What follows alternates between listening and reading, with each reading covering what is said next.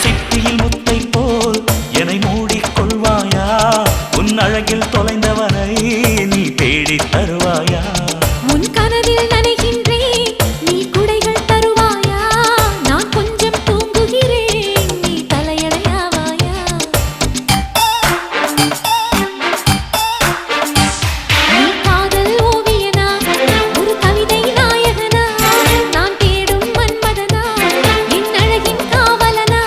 கடப்போதும் அம்மம்மா நாம் கைகள் இணைவோமா